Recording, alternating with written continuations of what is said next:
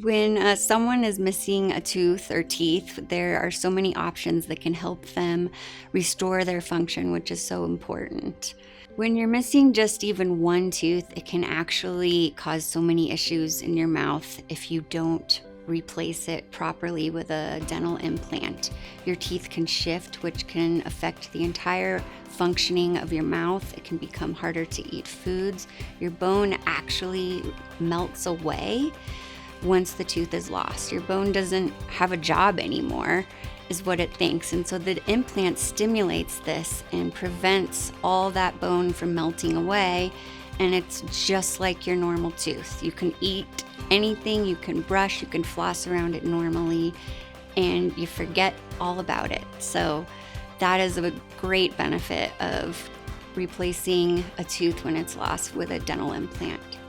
And dental implants can actually give you back your life when you had teeth. For patients that are missing a lot of their teeth or all of their teeth, we offer different options for full arch replacement with dental implants.